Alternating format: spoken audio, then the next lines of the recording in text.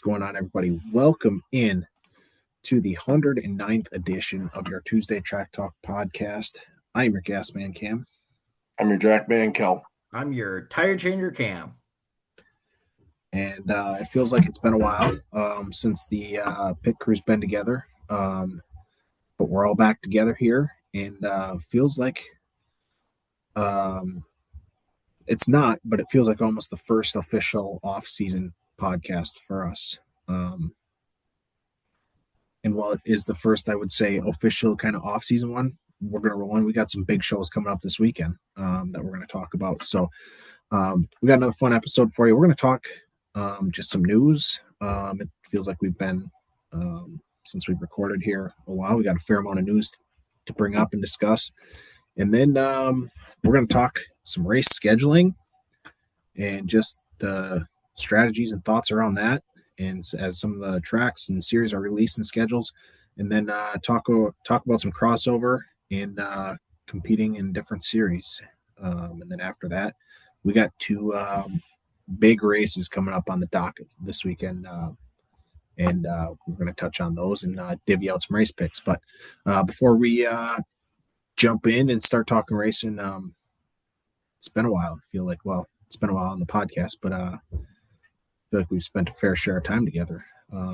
But since we last seen each other on Saturday, how we doing?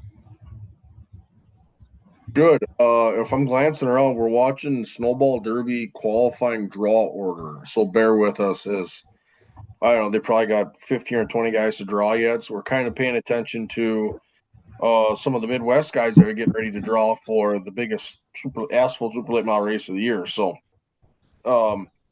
no, I mean, this is one of my favorite weeks of the year. So I watched an hour and a half of race haulers parking today just because why not? So, no, this is one of my favorite weekends of the year because you got the Dome and the Derby, two absolute spectacles in completely different fashions. So, no, I love this weekend. So, as we're glancing around, we're just kind of keeping an eye on what's going on in that scene down there. So that's where my eyes are wandering, as they would say. Is this Derby's first year on Flow Racing? Second.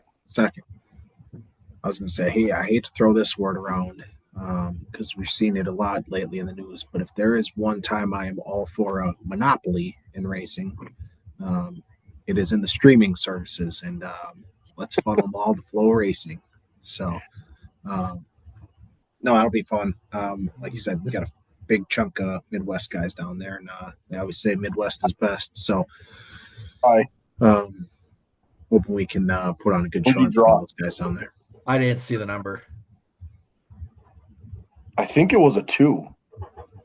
Who was it? Majeski. Didn't he do that last year too? I don't remember if he did or not. I just got to keep the audio away from the computer so we don't get copyrighted. Yeah. So, well, let's get in here. Let's talk some news, and then as we're kind of paying attention to the draw on the side, we can touch a little bit on the Derby here at the end when we talk some race picks. But we're going to change things up here a little bit, and we're going to get right into some news that's been happening around the racing world here.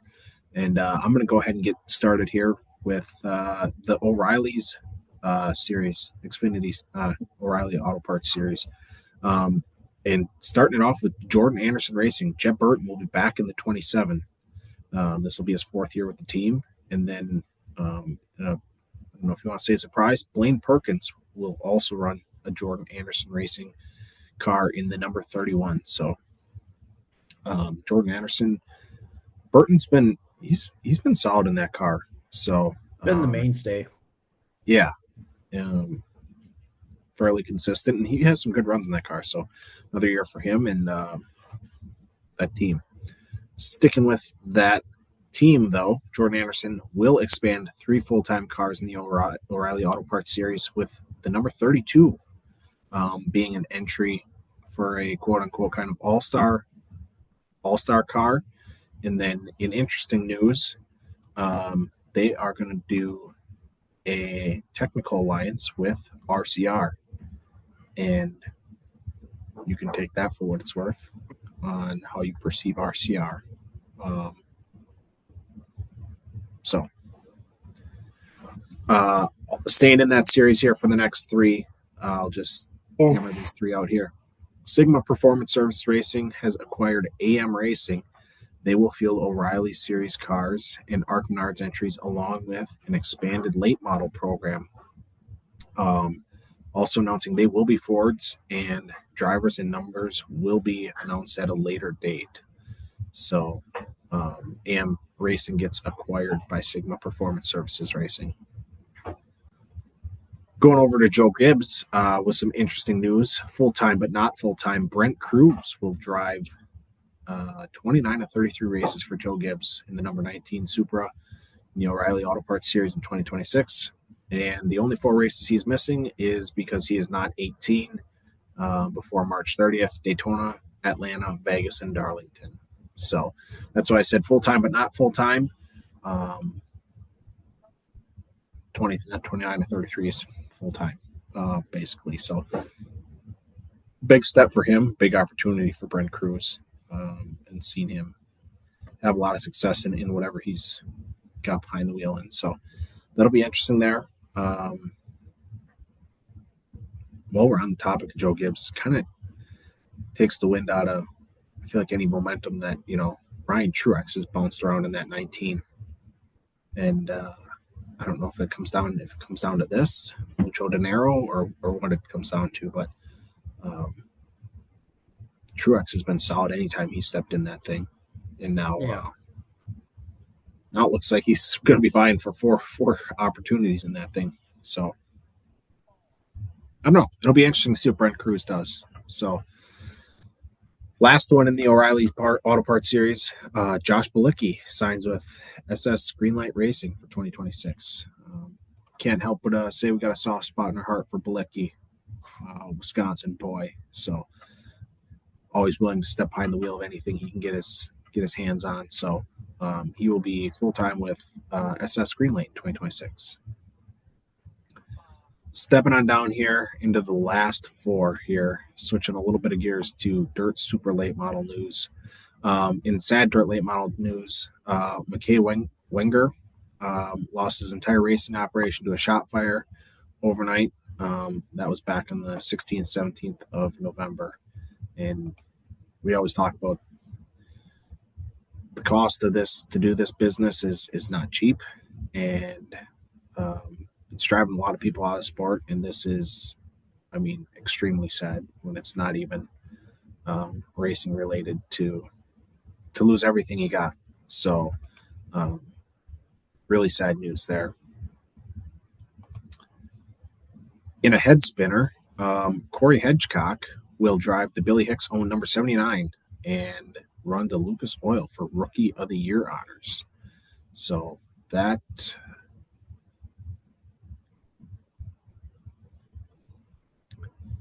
interesting move, to say the least. Just especially coming from somebody that was building his own chassis and motors at one point. Correct. So I don't know if he's going for a year to get some data collection or what, but interesting move there.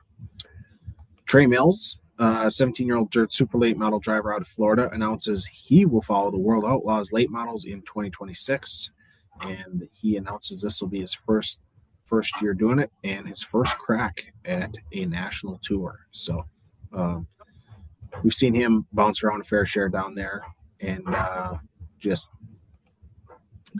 in Florida races. And I think he's been a stay in some of the Hunt the Front Super Dirt Series races down there as well. So he's been full-time with a couple of years. Yep. So it'll be interesting to see what he can do on even bigger stage. Going to the driver who was booted from the Billy Hicks 79, Donald McIntosh will race with Coltman Farms Racing in 2026. Series still to be determined, but he slides into the seat that is void by or from Zach Mitchell. So Donald McIntosh came out and said this is his biggest and best opportunity he's had since he's driven a race car. So he will pair up with his Coltman Farms teammate and Tanner English. So be interesting to see what he can do.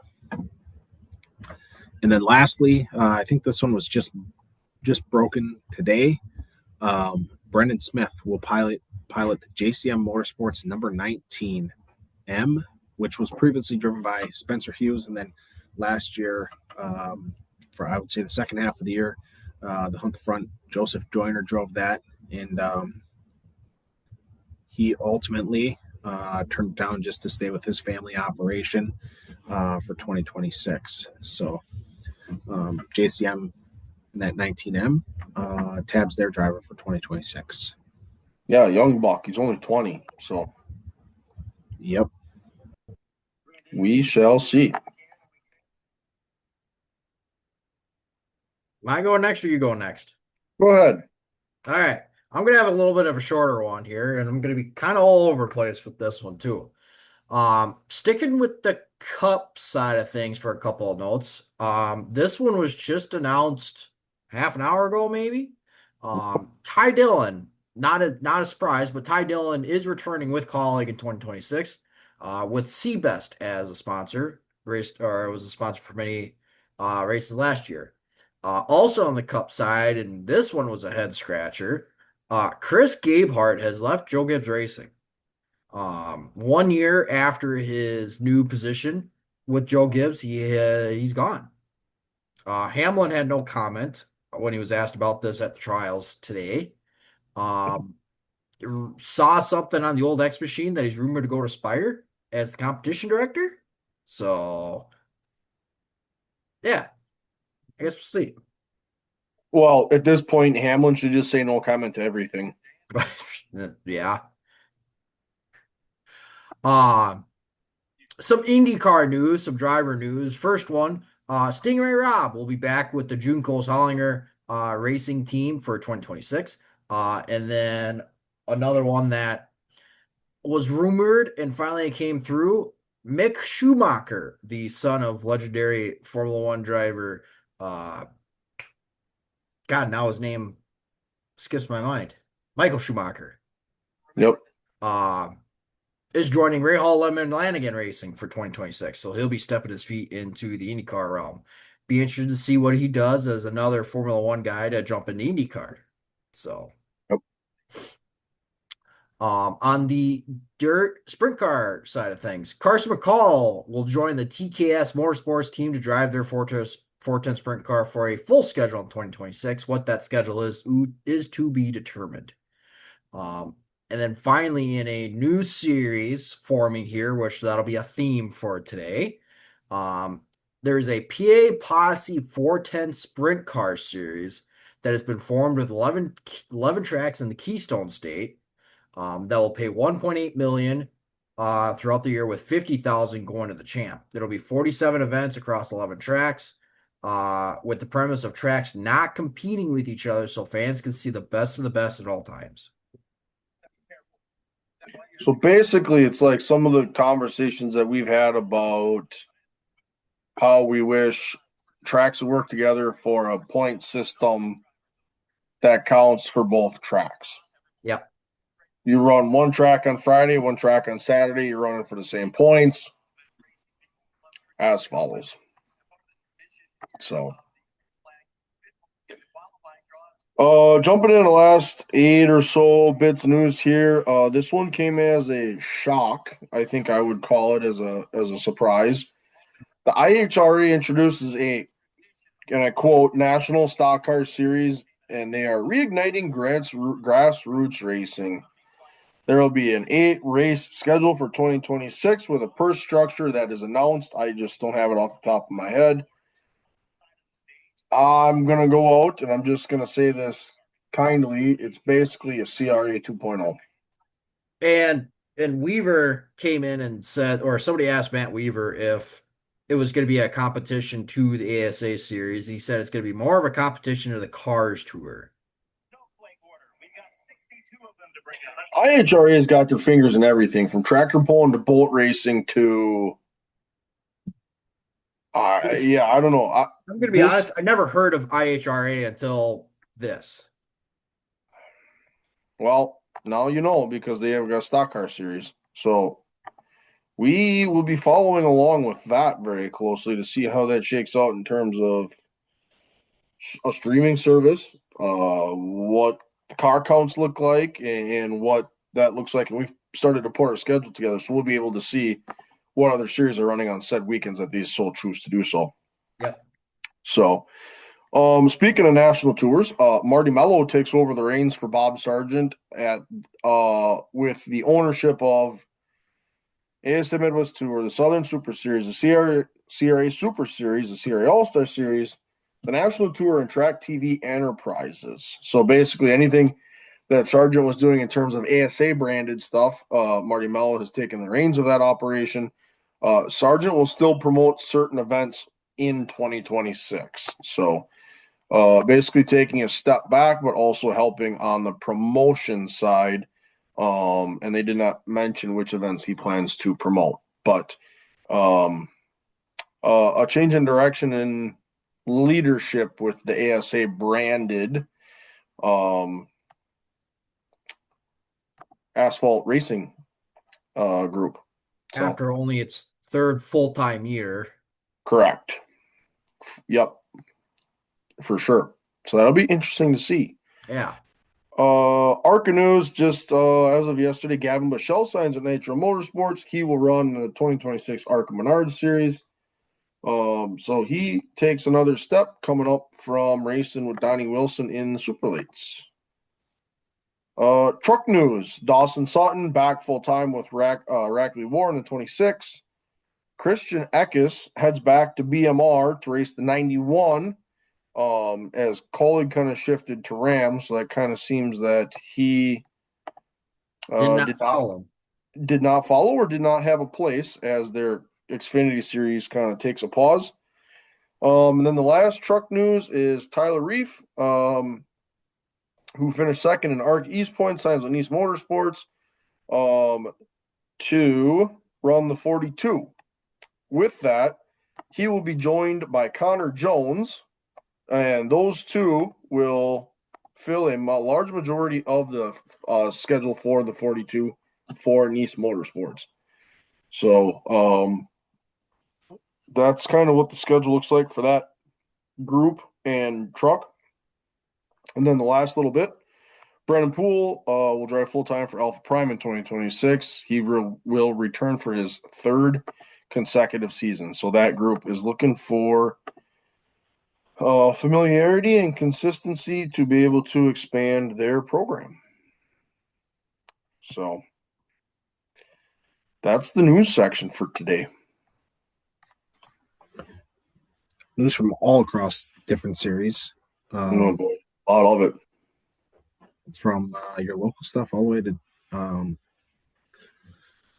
national stuff. And I forgot to bring it up when you were talking that, but I just mentioned, the old PA Posse announces their own series. We always talk about tracks trying to help each other out, but like we talk about car cones for series, like I don't know. I don't know how I feel about it. It just feels like that's another series in there. That is, I don't know. Take it how you want. It's good for local guys and in the PA Posse and in that northeast corner, but it also does not help any national series, any national touring series. So it's a conversation we're going to be getting into. So yeah, any other news you guys got? No. I was going to say we'll just be transparent with you. We are in the midst of this NASCAR versus 2311 and Front Row lawsuit. We are on day 3. And yeah, I'll just be straight up honest with you. I don't have the mental capacity to know what's going on. They're using some big words. And yeah, it just seems like there's a lot of back and forth going on. Hamlin was on the stand. Um, it feels like they're going at it. So, um, Once the dust settles, we'll dig into that whole conversation. But Maybe touch on it next week. I don't know. We'll figure it out. it's yeah, just right now, it's just all hearsay from reporters on Twitter, people who are in the room trying to I figure. just I just reading all these what's being said in the report, and I just go to Bob Pockris because he usually does a good job breaking it down into to layman's terms for those of us who can't quite figure out all those big words and that For legal those of jargon. us that are simple. Yep. Yeah, all that legal Speaking jargon that's going on in there. speaking of Bobby P, um, I do want to mention the funny comment that I sent. I think I sent you guys this morning. Yeah. Um, Somebody, and I don't remember who mentioned on the stand that there's probably nobody in the NASCAR Cup garage area that has read the entire rule book. And in that moment, everybody looked at Bob Pockris. As if there was any one person in that room that has read the entire rule book, It's him. it's him. Oh God, yeah. So I got a chuckle out of that. Yeah. Making light of a tough situation. Correct. Yeah. So All right, let's dive into what we're going to talk about a little bit tonight here, and we're going to talk. Well, I mentioned it's already off season, but the off season topic in news is starting to come hot and heavy, and we are getting into tracks releasing schedules, series releasing schedules for 2026, and everybody's starting to come out with their schedules already for 2026, and so we're going to talk just a little bit on scheduling in some different series and some different scheduling tactics and strategies that they're using, and just um, give some overall thoughts on some of these touring series for scheduling and what they're trying to accomplish. So um, I'll kick it to you guys where we're going to start with this conversation, or where one of you two wants to start with this conversation, and then we'll go from there. Well, yeah, I think, and we've talked about this again. A lot of what schedule can kind of dictate car counts. At some point when you look at your bigger touring series, like, well, obviously we're going to talk a little bit of asphalt, we're going to talk a little dirt, we're going to talk a little bit of everything with this. At some point, right? Like, I think they mentioned it in the dirt late model world. At least this year, there's an earlier split with Lucas and World of Outlaws going their separate ways early in March. So guys are going to have to make a decision early. So you'll have a pretty good idea right out of the gate. The middle of April is usually their cutoff for withdrawing from a series. So, those guys are going to make decisions earlier, but, a lot of scheduling, it's just when you put together schedules, it's how can we feasibly get the working man to come race with us, right? Like, I think there's a few instances that we can talk about that would be kind of counterintuitive to that. And the midweek shows, I think in particular, are very tough. That's where you're going to find yourself in a little bit of a tricky situation drawing your local guy that's got to work a 6 to 4. He's got to work a 8 to 5, So those smaller teams, I think, really, they don't get punished. It's not punished isn't the right word, but it inhibits their ability to race. yeah. And we beat on this ASA train a lot. And that's kind of where that's kind of where this came up was the Sunday Tuesday swing up here in Wisconsin of Slinger and Madison. Like last year, it was Friday, Sunday, with Sunday being the Slinger show. So the Slinger show didn't change, but the Madison show changed, which Yeah. Friday is the normal night that Madison always runs on, and Sunday Yep. is the normal night that Slinger runs on.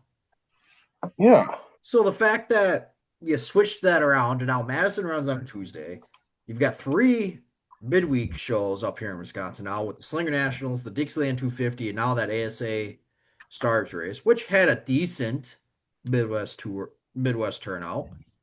Yeah. but still doesn't help the local guy that maybe wants to show up. One, because of the rule book, which we've talked about before. But now a Yep. guy's got to take 2 days, probably, maybe even three. He's got to take off Monday, Tuesday, Wednesday, Yeah, Monday and Tuesday at the minimum for practice and qualifying into the race. correct. And I guess so. My question to you and we kind of talked about this a little bit just with, as you mentioned, ASA. Like, do you consider a Thursday a midweek show? Yeah, just Yeah. because you gotta take a day off there somewhere.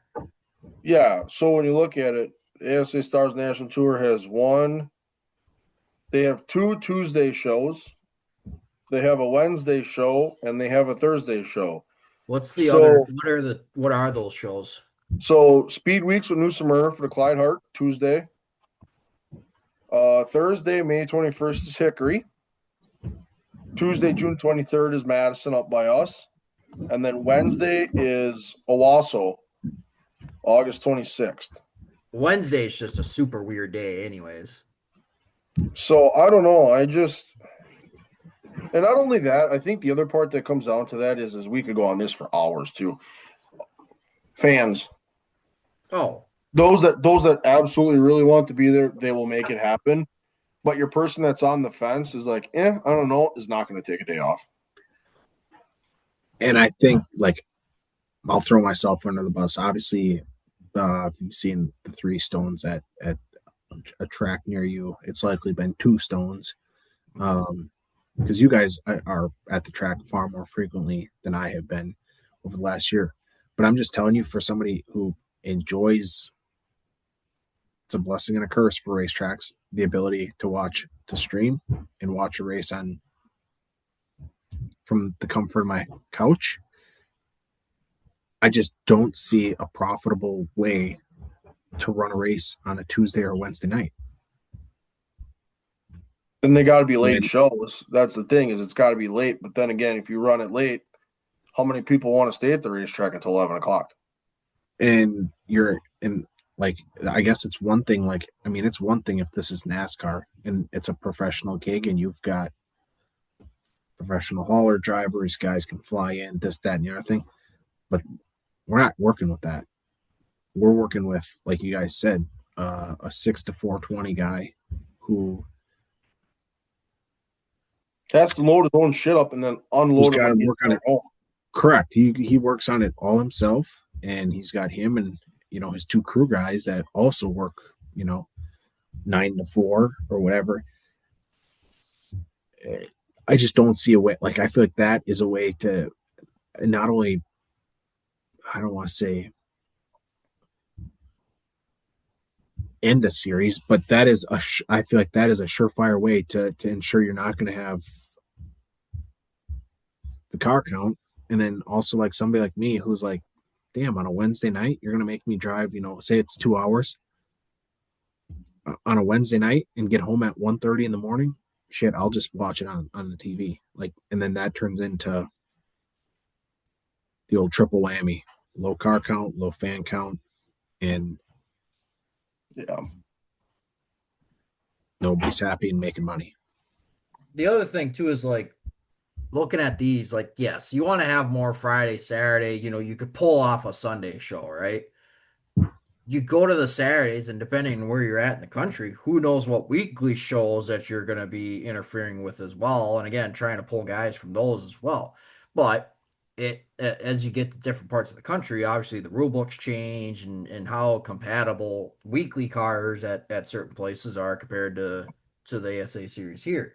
And that's not, we again are beating on this ASA train. That's not just for this, right? We just mentioned that IHRA series that's starting up. That's a, call it south, southeastern zone where they're kind of in that Carolinas and Tennessee. Like, you got the CRA out there already. You got the Cars Tour out there already. You Yep. got the PA Posse 410 Sprint Car Series that's out there. Now, given that's all your weekly tracks working together, which I think can work, but Yep. you got the All-Star Circuit champs out there as well.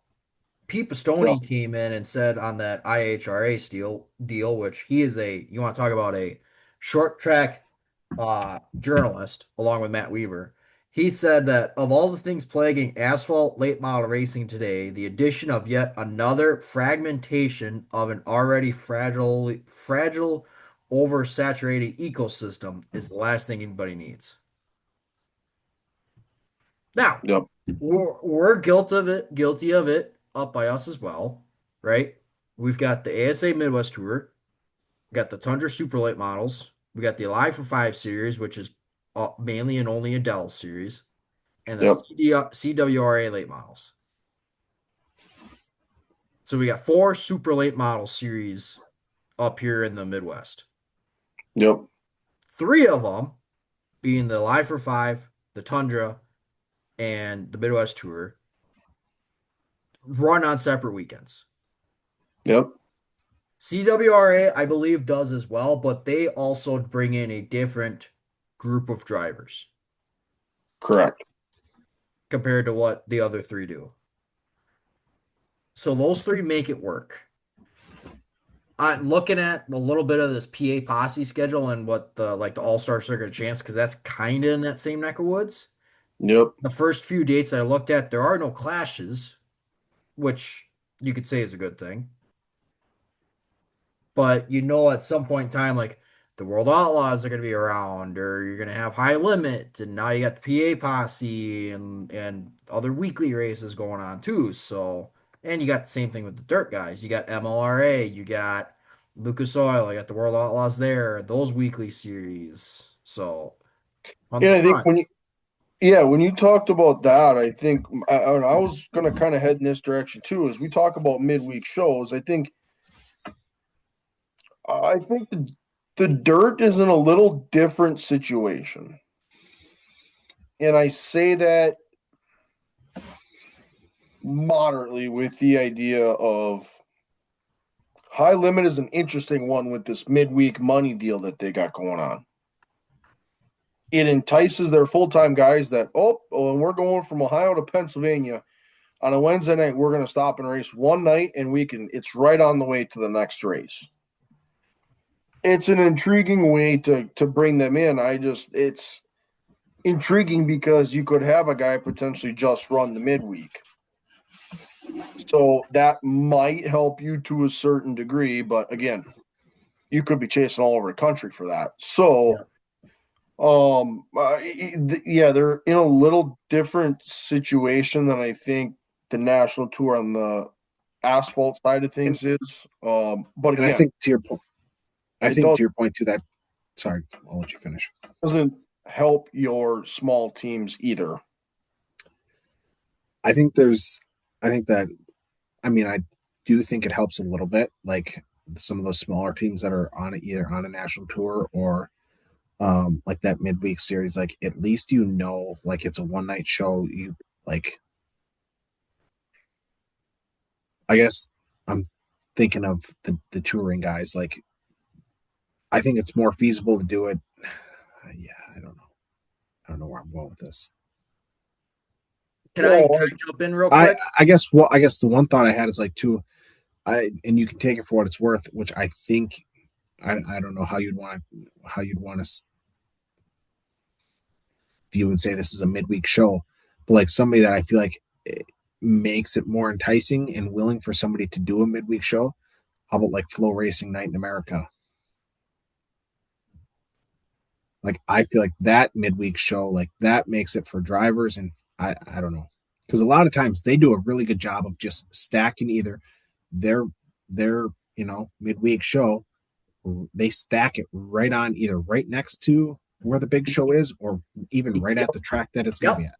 That's the exact point I wanted you to make. Like, that's like again with this ASA deal. I hate to beat on this train, but you're doing a Sunday Tuesday swing, but it's not coming off of anything else. I'm They looking leave, at they leave Madison, then they go to Tennessee. yeah for another, which is what another month or so ahead, right? So like Yeah. and like looking at the World Outlaws Lucas Oil schedules, like yes, they race a ton more than what the super late models do, the asphalt guys do. Looking at the Lucas Oil schedule, they have some Tuesday and Wednesday races, but it's that week-long Winter Nationals deal where Yep. you're there for that entire stretch. World Yep. Outlaws are the same way. The first, like, really oddball one, like, why are we doing this? Is the World Outlaw late models. They run a Tuesday in Independence, Iowa, coming off of the Saturday in Alabama on their way up to Fountain City for the Dairyland Showdown, which is that 3-day show. So is It's it on. kind of a swing? Yeah. Like, I don't know. Or they got another one here, Wednesday, Thursday, Friday, Saturday, which is again kind of a swing, or even Sunday. So they got a 5-day swing. Yeah. I thought I saw a Monday show in here at one point in time. That's a Wednesday, but that's part of the Houston's hustle. Oh, yeah, here we go. So we're all late models. They run again, it's another swing. So they go Friday, Saturday in Maribel, Wisconsin, which is Green Bay, for lack of a better term. Yep.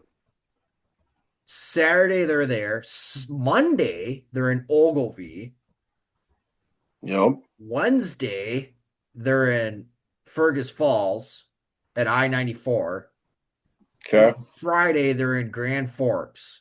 And then a Sunday at Minot, a Tuesday back in Minnesota at Ada, and then Thursday, Friday, Saturday, they're at Spring Valley for the Gopher 50.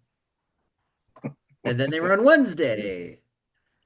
And like they're doing all kinds of bouncing around. Like you load up, day off, you're at a racetrack. Load up, day off, you're at another racetrack. Load up, day off, you're at another racetrack. Like Oh. Jesus Christ. Well, yeah, I don't know. I just it's just all they're all over the place. I feel like on the dirt late model side of things, I feel like the series have trended in opposite directions. Some, if you follow social media, anybody that follows Dirt Tracker, even for is a good one to follow if you're looking for info. They outright called the Lucas schedule boring. They're there for weekends. You pull up on a Thursday night, you're racing Friday, Saturday, and you head to the next joint. Like it's pretty simple and straightforward. Where I feel like World of Outlaws has gone the opposite direction of that, and they're, as you just had mentioned, Sunday, Tuesday, Wednesday, Friday, Saturday, Tuesday, Monday, Sunday. Like I feel like those series have actually trended in opposite directions of what they used to. Where Yeah. World of Outlaws used to be pretty consistent Thursday, Friday, Saturday.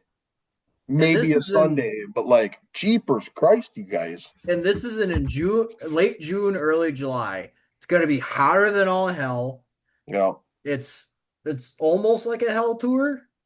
yeah, Like, and of course, the majority, being selfish as we are, the majority of the races that we could possibly go to fall in the stretch as well. yeah. And I do So, have to say, generally speaking, from an overarching, call it nationally touring scene, both late models, sprint cars, asphalt. I feel like actually this year, coming up in 2026, there are more series that are crossing over at one racetrack than I feel like have in a long time. and like And the I late don't hate models, the idea. yeah. See, but the thing is like Eldora. Everybody knows that we race the King, or not the King's Royal, because that's sprint cars. We race the Dream in the World at Eldora. Yep. Those are technically dirt car late model Sanctioned. Yep. sanction, which if you really want to look at the grand scheme of things, I think the dirt car is actually under the World Racing Group. Yeah, I believe they are technically. Yeah. Yeah, because the World Outlaw trailer pulls in with them. But then again, we're Lucas still goes to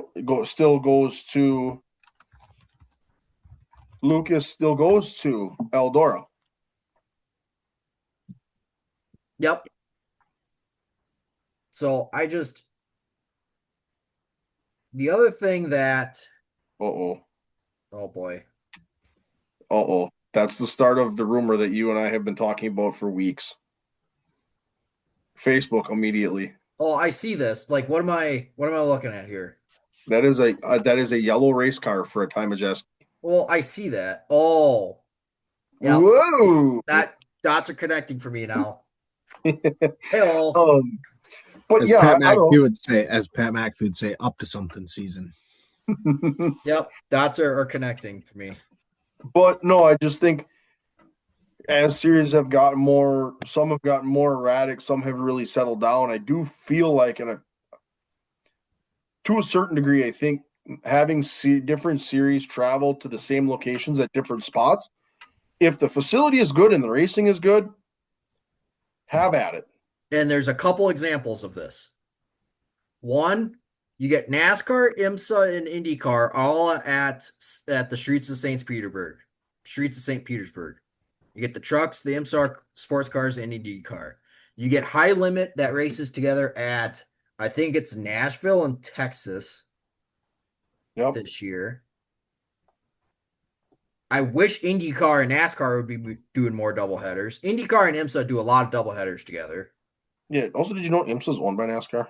Yes. I didn't know that. Yeah, they bought it. I forget how many years ago, but yeah, technically. Okay. But yes. But so, and again, I know like dirt, it's their own deal. Like, why? And yes, we have our joint shows and everything. Why can't we get like a USAC and World Outlaws, or a USAC and Lucas Oil, or a All-Star Circuit of Champs in Outlaws, or like, let's get some joint shows going. Yeah. Yeah, I know.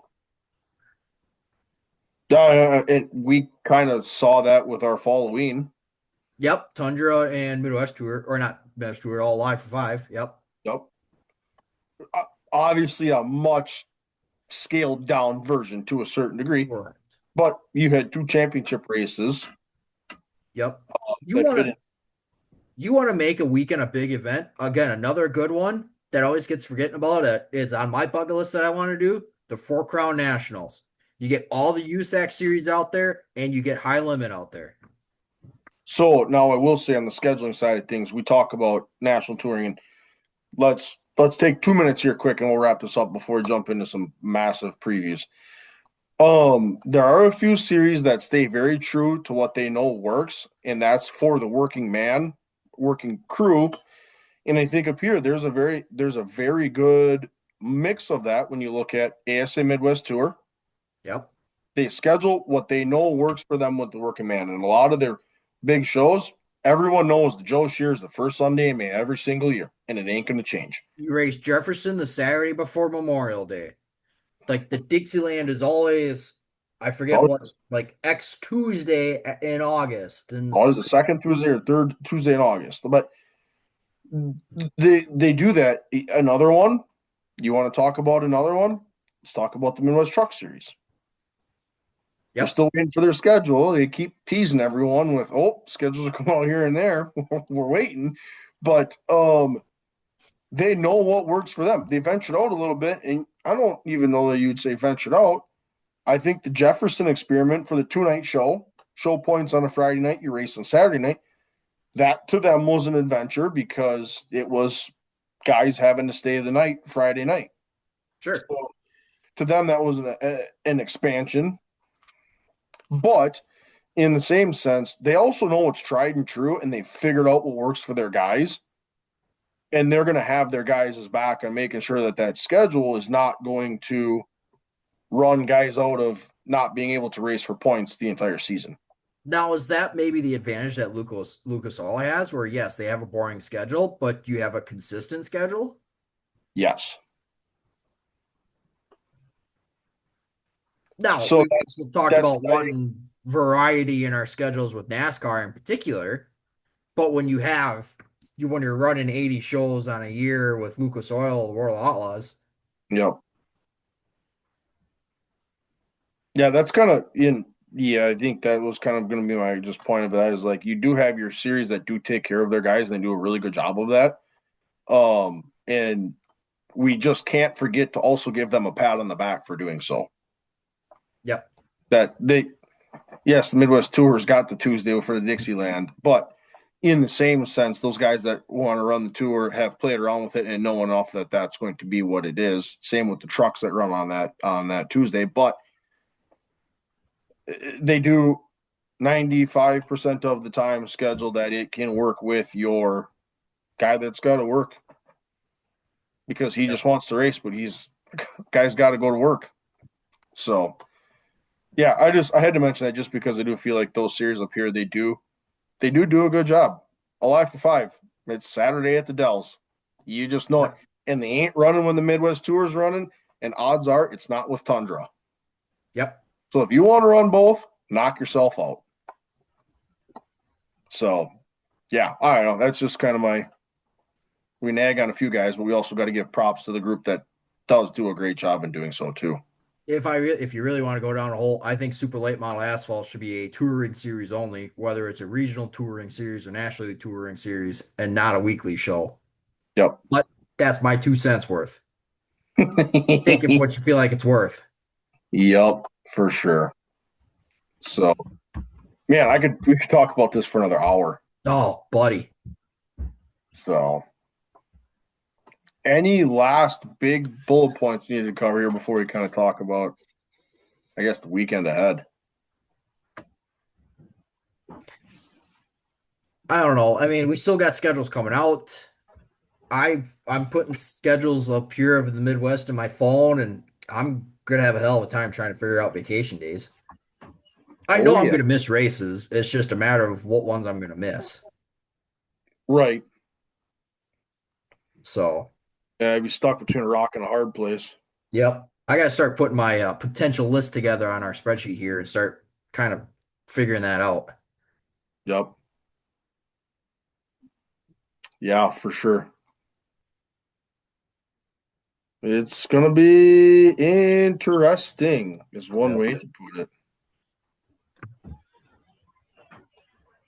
So, well, if we don't have any other topics or discussion points on the old scheduling debacle, do we want to head into? We got a massive weekend ahead of us, and we got 2 big shows: one asphalt, one dirt. And which one do you want to touch on first? might as well go dirt, I think. Dome's on Saturday, Derby's on Sunday. Yep. Then let's rock and roll. Let's go Dome. Okay. Where do you want to start? I know the ultimate goal is we got some race picking to do, which we haven't done in a while. But where do we want to start with the Dome? Just give a quick preview on entry list format, and then get into spinning a wheel and doing some race picks. I will say one race related, one non-race related. Obviously race related, like anybody is there, right? And you're cramping, 70 some odd cars or whatever the number is into the freaking Dome in a 3-day show. So, I mean, elbows up, like guys are there for one thing and one thing only. I mean, that's always the case, but the Dome is special, and I think it's turned into one of those crown jewel races now, and it means something to the guys. You be able to win this.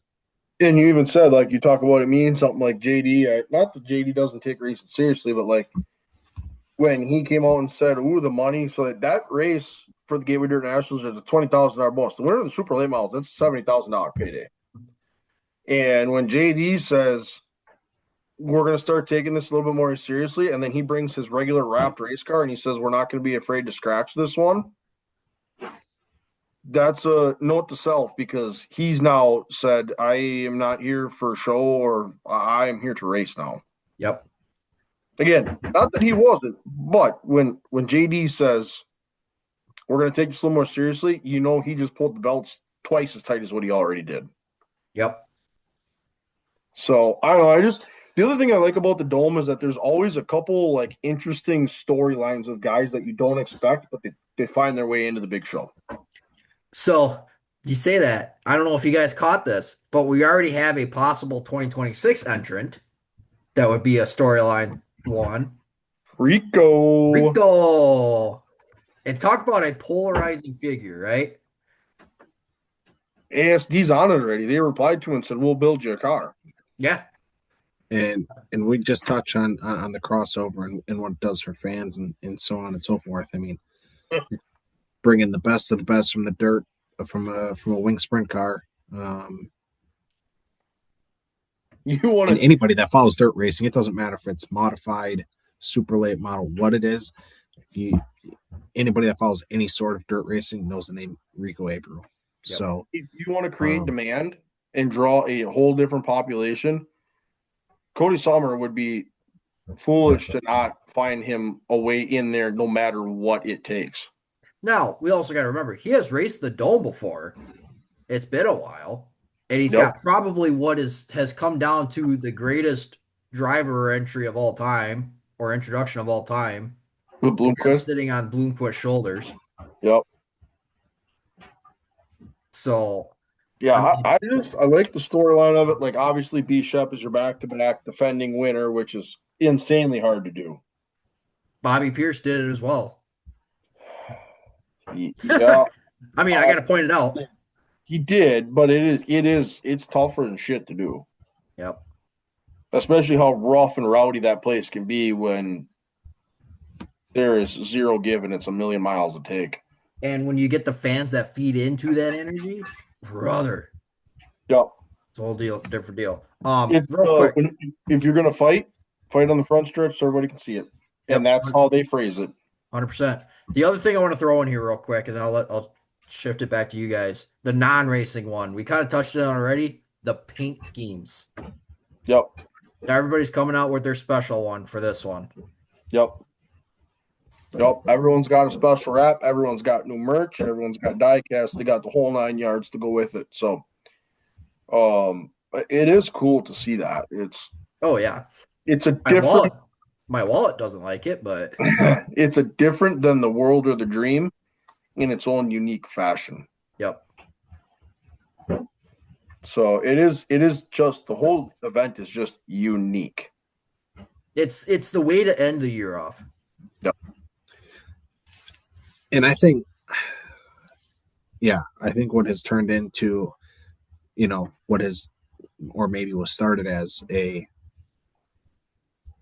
don't want to say a show, a show, I think, is actually a good way to put it. I guess I want to say what has turned in, what was maybe started as a show or even an experiment. Or an experiment. I think the best thing that could happen is this: they're doing it right, and this has turned into, like you guys have said, something meaningful and special. That, I mean, it doesn't matter where you come from, what series you got. This means something, and obviously, this is I think the first year we've went with the new selection criteria and the amount of entries that they got. I mean, the amount of entries to come to this event speaks to what it means to these drivers. But I think too, just with that is, like you said, it means something. And the other thing is, I feel like this is the one race where it doesn't matter who you are when you get in there. Like, I don't want to encourage it, but you can smash somebody up and it's okay. Yeah. Like, I mean, you're in tight quarters. I don't want to say this is like a outlaw race, like throw the rules out the window, but in a sense, it is. Like, that little bull ring in there is absolutely zero give at any moment this weekend, and it is all take. And the way, the one part of this event that I read, and I think you guys probably will agree with this statement, the whole conversation was it last year or 2 years ago? Oh my God, is this the last ever race at the Dome? Like, there was questions about this. It's now gotten to a point. It's not if it's going to happen, it's what's the date. Yep. The place is selling out. There's a million guys that are vying to try to get in, and it's incredible show value. Yep. Do I wish it was a different weekend than the Derby? Yes. Do I also love that they're in the same weekend? Yes, because it makes for an incredible weekend. Yep. So, yeah, I don't know. That's kind of part of my. It's no longer if it happens. It's okay. What are the dates? Because 67,000 seats are selling out for that place to be packed to the gills. Yep. So, Absolutely. well, Should we? yep. All right. So I got to share my screen here, I suppose. Oh, hang on. Give me 1 second to give you that permission. Okay. Bon voyage. All right. So I've got two of our names here, right? Let me drag this because I'm going to need that. Ooh. Are we just going to do like a first name that comes up gets first pick, second gets second, for so on and so forth, or? Yeah. Okay. Yep. Good? Yeah, bomb boy. Yeah, spin her up. All right. So first pick. Wind her up. I know who the first pick is, so it better be me. Ooh. Cam gets first pick. Come on. It doesn't matter where he goes, but you know where my heart lies. Give me the fast 49. Whoa. Ooh, so your pick is still open. Oh, yep. All right, so remove. All right, next one up here. You might as well spin her 6 times through. Is somebody typing these in the sheet? I'm typing it in. You gotta be kidding me. There we go. Oh All right. God. Okay, so Davenport's off the list here. Yeah. Do I take the obvious or do I take the one that I want? I think I got to take the one that I want here. Give me the hometown boy. Give me Hoffman. Yep. Okay. All right, next up. This is lining up good for me. I mean, you guys couldn't have left it for me any better. Give me Bishop. He didn't set the world on fire this past year, so go ahead. Yeah, I All mean, right. he won this race back-to-back years in 2 different chassis. I ain't worried about it. Cam, your next pick.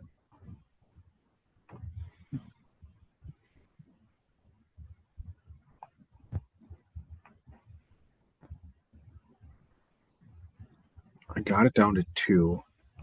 Just let me give one last.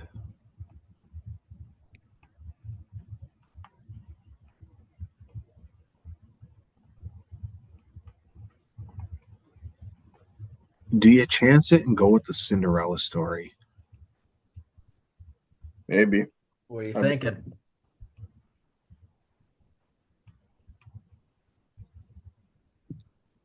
$15 seconds.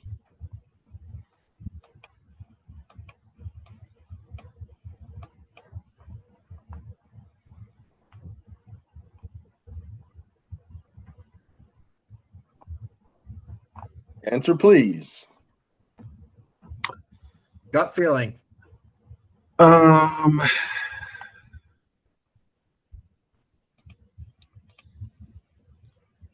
gonna go on a limb. Give me Jason Fager. Ooh. He was on my list. Yep. He was on my list. Okay. He's an Illinois bull ring guy. Yep. He is. Yeah. I think he was one. Didn't he drive that thing up on Hocevar last year? Yep. Or 2 years ago? 2 years. Yeah. All right, Kellen, you get this one, and then I get the last pick. Yep. I'm gonna go ahead. Give me RTJ. Oh, don't come on, pick your boy. Then you're gonna give me Pierce. Yep. Because you know what? You guys made a few mistakes here. Van Grohl, you realize both your guys run on the same night. I see where you went with this. Bishop runs on night 1, RTJ runs on night 2. Your 2 guys are racing against each other right from the get-go. I went opposite nights. Oh yeah, You're going to have one locked in and one running a last chance, hoping to God he can win and get in. All right. So another one that made my list here. Yep. If you're talking like Cinderella stories here. Yep. Another hometown boy, Gundaker. I Yep. had him on my Cinderella list. Yeah, he's A couple other guys I had on my list. Gordy Gundaker, Tyler Carpenter, 2-time winner of the event. Drake Troutman, he's won there in the modified a time or two. And then the other one who consistently makes the big show, Opie, Mike Spatola. Mm. He's a Mars guy, but he consistently makes the show there, and he was one that I had on my list as well. But everyone else we picked that I had: Bishop, Pierce, Hoffman, Bagger, and JD. Stream goes live at 2:45 every single day from tomorrow on out. Hot lap. Yep. okay. Hell yeah. All Then right. let's go to the next one we talked about. It's unfortunate. Well, it's not. It's unfortunate if you're going to attend both in person. Not unfortunate if you're going to watch them from your beautiful couch and streaming service. But then we headed down south to some warmer weather for the Snowball Derby. Obviously, this is a crown jewel event. No other way to put it. This is on everybody's list to win it. If you drive an asphalt super late model, you dream of winning this race. And one of the toughest events to qualify, hands down. One of the toughest events to make the show. And then, God willing, you make the show, one of the toughest events to ever win. So, I'll kick it to you guys. What other topics we want to be talking about here, or what storylines we have for the Snowball Derby before we dive into our final two picks of the night. 2 points I got in this. I'll let you guys run with them. 1, 300 laps is a long damn time. 2, the tire is different from last year. Last year they ran the ST1 on the left, the ST3 on the right. This year they are going to run the F45 on all 4 corners of the car. So it's going to come down to, and this tire is different than what they've run for the Blizzard and the series that runs at Five Flags. So I can appreciate that they did that. The guys that it doesn't give those guys an advantage in terms of those that are down there and run that series. So 2 things: new tire and 300 laps is a long damn time.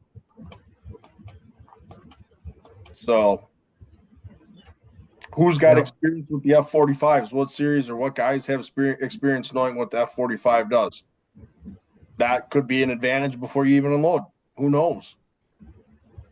So there's 3 favorites when it comes into this race, and they're all 3 very different storylines when it comes to this as well.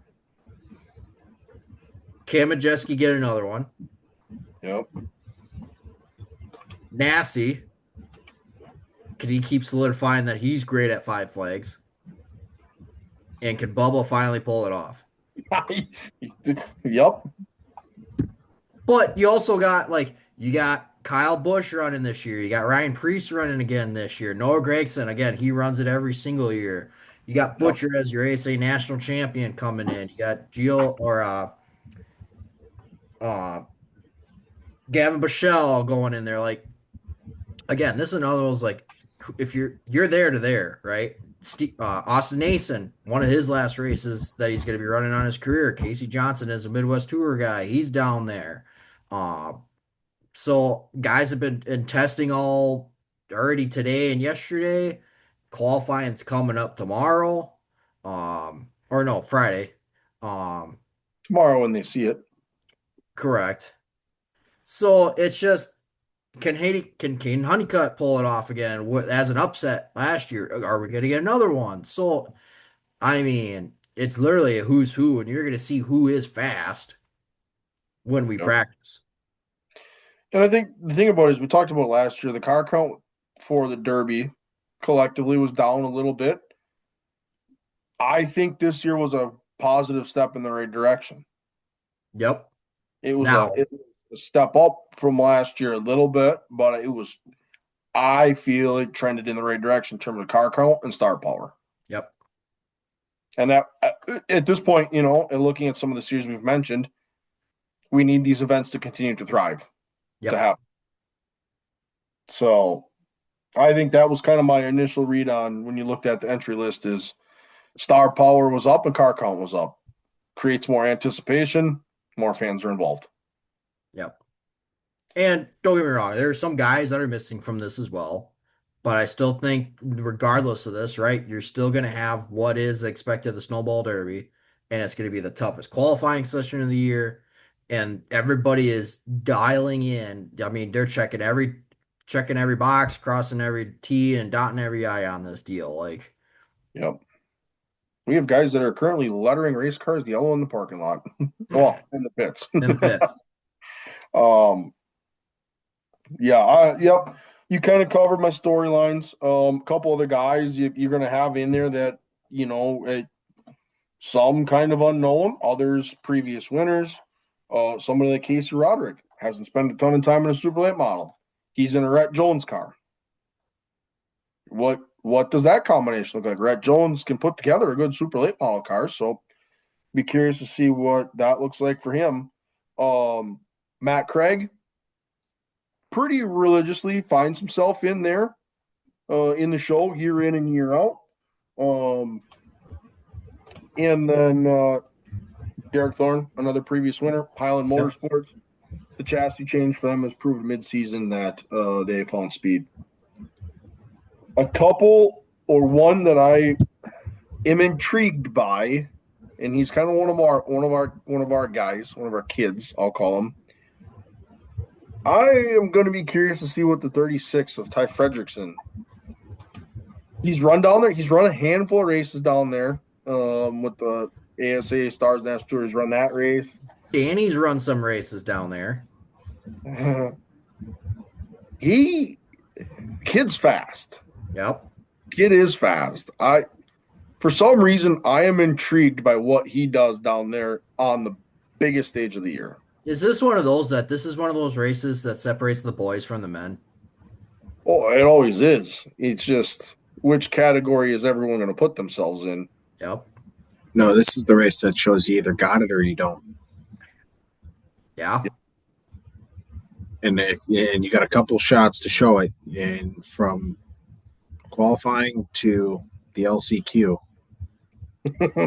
And while we're on the topic, I'm not talking about. We're just going to avoid. His name is typically synonymous with LCQ. We love him, but storylines. You're talking about that door on your wall down there. The old Jackman, the old Nine Machine's rolling out a new chassis down there. Yep. So he makes a switch, and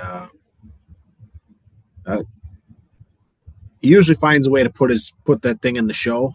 We just wish it was a little bit less stressful. But, yeah. Like you said, we got a good chunk of Midwest guys down there that we know are going to put on a good show and represent. And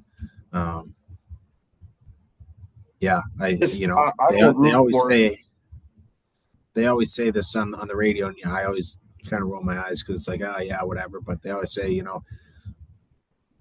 take care of our stuff. We're going to be there at the end. And this is the definition of you can't win this race unless you're there at the end. And 300 laps is a lot of time to burn your shit up, to wreck some stuff. And if you're not there at lap 300, you ain't got a shot to win it. So this is one of the best shows, or you could argue is the best show for asphalt super late model racing in the calendar year. Ty Majeski led 191 laps last year, got passed with 18 to go. Yeah. You got to remember, tire strategy is going to be a ton. I watched a little bit of last year's. I was doing a little homework today. I watched a good majority of last year's event. They kept saying, with 25 to go, you want to have 4 to put on if you have the chance. They get 12 tires to run a 300 laps. When do you take your stickers? Because we watched last year with Jace Hansen, he had that Preston Pelletier prepared race car that they bolted on stickers, and he rocketed through the field and led laps. Nobody saw it coming. He looked like Superman, but obviously had stickers. But again, after the break, kind of paid dividends on him just because he had used up his rubber. So it's going to be a mastermind of strategy too. Let's not take the crew chiefs out of this conversation too. One, get yourself in the damn show. Two, okay, you're in the show. You got 12 F-45s sitting there. When are you going to bolt them damn things on? Because that could make or break your race in a hurry too. Yep. So I'd be curious to see one, call on tires, and two, last year was kind of a blustery, overcast, cool afternoon. Be curious to see what the weather is on Sunday and what that looks like and how that changes the way the race plays out. I saw a lot of jackets and hoodies down in Florida this evening. Chilly. So, kind of real quick, as we talk about as what it is up here in Wisconsin. Talking about the qualifying session, a couple notes. We could probably the draw. Casey Johnson drew a 6, rough. Derek Kraus drew a 3, very rough. Casey Roderick, very coincidentally, car number 30 drew the 30. Fredrickson drew the 17. So those are a couple that I caught in terms of as we're recording, listening to catch that where they're at with that. So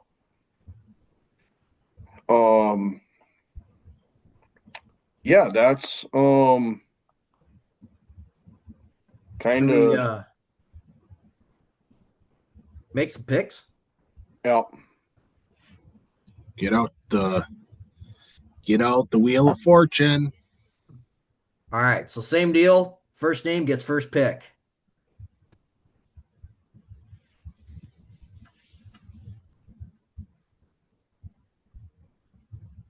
Damn. Well, Majeski. Yep. Saw that one coming. I swear, if this ends up the same way as this last one. Heyo. All right. Who's your second one here? Who's your second one?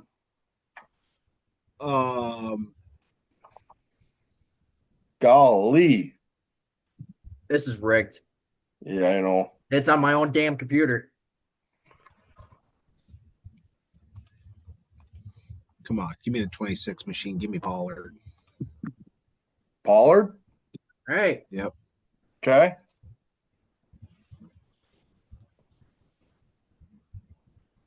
At this point, I might. How is he still in there? Oh, I forgot to take him out. Okay, sounds good. All right, so I'm up. So Pollard's gone. I mean, give me nasty here. Boys, y'all just ran the well dry. Kelly, you said you did a bunch of research on it today, so you should be. 1, 2, and 3 are all gone already. Well, you're gonna have to figure out your last 2 here because I got this one as well.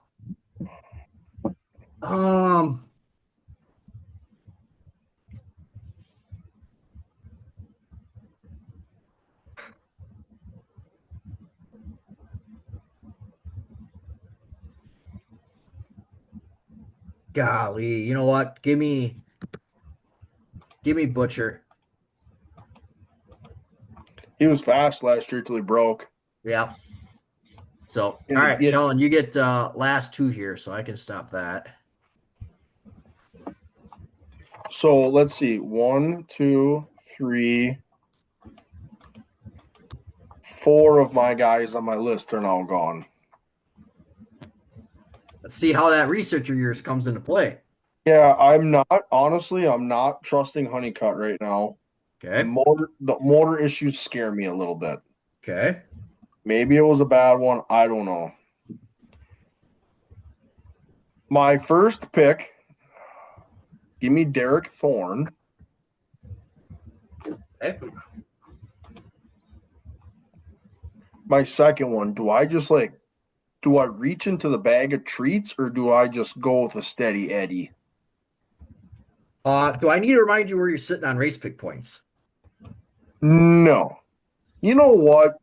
I'm gonna do it, and y'all are gonna laugh, but they're up to something. Yeah, there it is. All right, Kraus it is. Rouse it is. Okay, so we've got The all other of our one, race picks. Well, other we'll cars on my we'll see list. how I'm feeling. We'll see how I'm feeling Sunday afternoon before the show, and maybe depending on how it shakes out, maybe we could give a bonus pick or a mulligan. Do I? So that's a good point to bring up here. We should establish that rule right now. If none of our race picks for either the Dome or the Derby do not make the race, are we giving repicks? I think yes, I but I think it should go like there's the waiver of fantasy football, where you go in order of I think Picking order.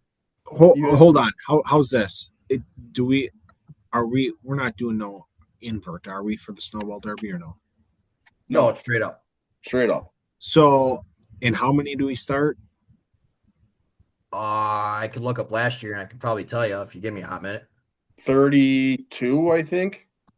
Because My last year they thought sent would 10 cars home or something. my thought would be if you pick so bad that neither one that you don't have a car in the show, your 36. punish your punishment should be like you have to pick a car that's starting in the back half of the field. So cut the field in half. You get another pick, and you can pick somebody from the back half of the field. I don't hate that. Go ahead. I'm not All worried.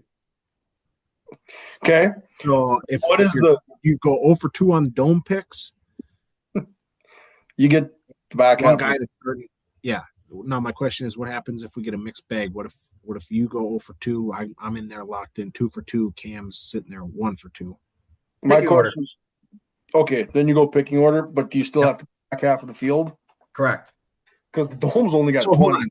Let's just establish this. Are we going now with this rule? Are we going for sure everybody's going to have 2 picks no matter what happens? Do these Yes. picks that we just made mean anything? Yes. Yes. You Because just got if, dibs at it. if if your 2 cars lock in, you're good. So regardless of these race picks we just made, everybody's going to have 2 drivers for each show. Correct. You just might got it. Okay. You just picking the car that gets lapped first. Yep. You gotta remember the dome only is 20 cars. So not technically there's only 14 other cars that are left on the board. So And I probably won their last chance at that point. correct. Probably wrecked a bunch of shit to get there. Right. So all right. Yeah, kind of a couple of the guys I had my eye on in terms of actual picks. Matt Craig, Casey Roderick. I had Johnson on my list. Johnny Sauters in the 5 with Richie Waters. I don't know. He was on my reach list, but I thought about him. Kyle Busch. Yeah, I don't know. It's Cup guys. I don't know with them right now. I don't know what to think of that situation. Yep. So there you have it. Dome and Derby. So two of the biggest races of the year. And we should mention here before we get too far, I think I gotta confirm this with my counterpart here. Yep. We might be going live for these. Oh, I was kind of planning on it actually. Probably both Saturday night and Sunday afternoon for the Derby, I would think. Yep. We'll see what the agenda is for Saturday. For sure Sunday. Yep. Saturday, we kind of got to see where we end up. Yep. And we'll go from there. Copy. Tentatively plan on it, but yes. Sunday for sure. Yep. Any other final comments? Nope. I'm ready for the weekend, buddy. Yep. It's gonna be a good one. I'll start tomorrow morning with practice. Yep. Tomorrow night with Hot Labs Dome. That's how we're rocking and rolling here. So another fun episode we had for us here. Obviously talking a lot of things scheduled, crossover and series, and obviously we just talked at length here for the last two events, two big events of the year, modifieds and dirt super late models in the dome, and one of the best races for super late models at the Snowball Derby. So, like you said, there's a potential for a live stream on Saturday night, and if not Saturday night, for sure Sunday. So you don't want to miss that, and so that gives you another reason, if you don't, to turn on that bell and get notified of all our posts and content, and especially if we go live here. We love interacting with you guys. So as always, don't be afraid to like, comment, subscribe. We appreciate everybody that listens, follows along, and supports us as we do this. So thank you all, and we'll see you all next week for another episode of the Tuesday Track Talk.